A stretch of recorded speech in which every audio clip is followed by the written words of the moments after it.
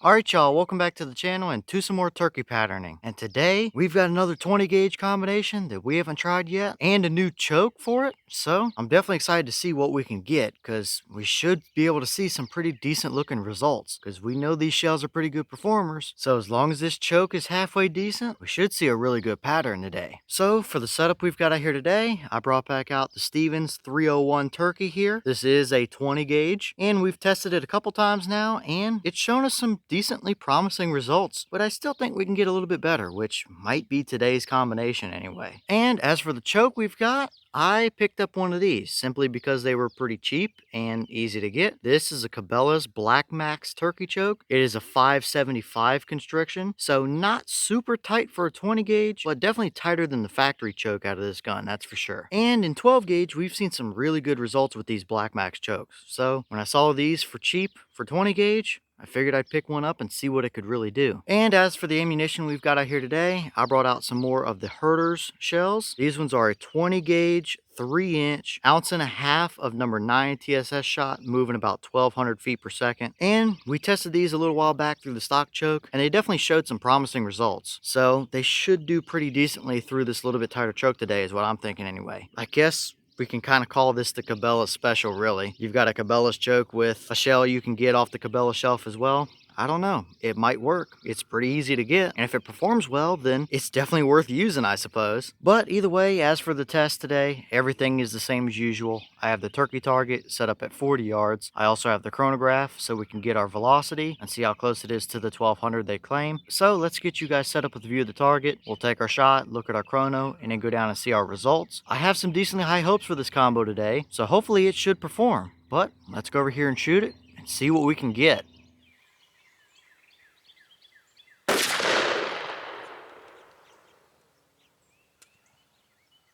Alright, so that shell gave us 1241 through our chrono. The box claims 1200, so we definitely saw their claim, plus a little bit more, which is not unusual for these Herter shells in my experience. They tend to like to run just a little bit above their claim. But either way, 1241, not a terrible velocity at all. So nothing out of the ordinary up here, I wouldn't say. But how did they actually pattern down there at 40 yards? Let's go take a look. Alright y'all, well, we're down here now at our 40-yard target, and I think you can already see what kind of results we got here. Unfortunately, it did pattern to the right, but I think I'm going to have to put a red dot on top of that 301 and center that up. 20 gauge at 40 yards with a budget TSS shell and a budget choke. That is just a ridiculous pattern. Now, we do have a dead turkey still. There are a couple through the brain there, so it does give you a little bit of leeway, but not much, as you can very clearly see. I mean, that is a straight up basketball at 40 yards. If that was centered up, that target would look ridiculous. And even on top of that, we really don't see any flyers. I mean, maybe you might count these couple right over here to the left of the paper, which would make sense. But, I mean, that's all of your pattern right there. That is just ridiculous. And I'll get up close here so you can see that some of these are actually doubles and triples that are just in the same hole pretty much. I don't know if you'll be able to tell or not, but there is just a ridiculous amount of shot in there. I mean, that is 95% of the load within a 10-inch circle there, I'd say, at 40 yards. That is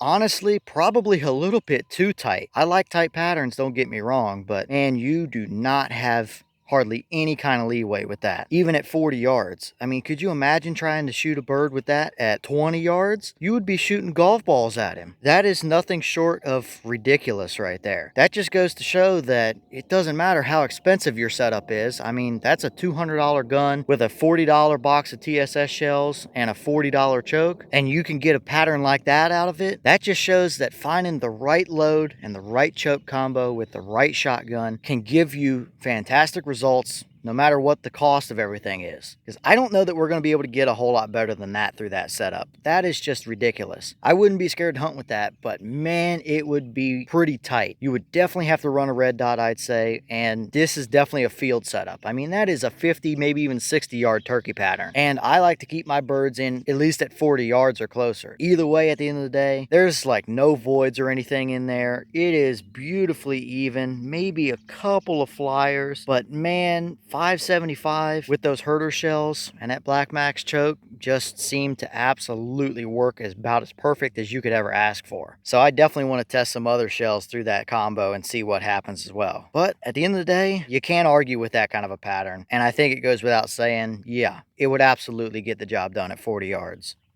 Okay, and here's the wad from that shell, and as you can see, looks pretty much perfect. I mean, it opened up as close to perfect as you could really ask for. Nothing stuck down in there, no rips or tears, no snags, no anything. And clearly, I'd say it did exactly what it was supposed to do with today's pattern. So definitely looking pretty good here as far as wad goes, I'd say.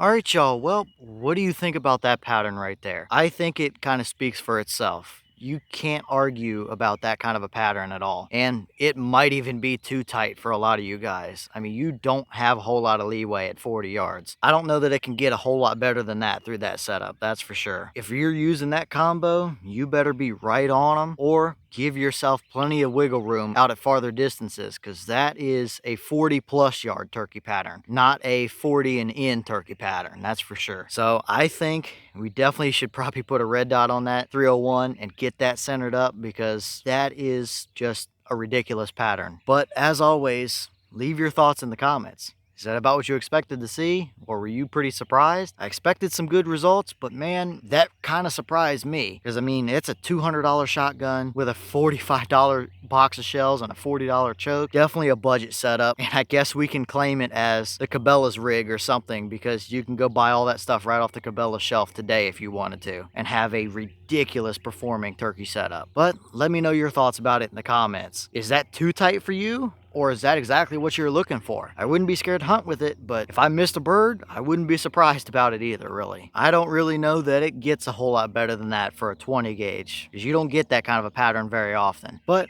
either way, with that being said, I've got some more testing film for you guys, so I'm going to get back to it. As always, we have the channel Instagram, as well as the mailbox, where you can send stuff if you'd like. All that information will be in the description if you're interested, but I'm going to get back to it, so I'll see y'all in the next one.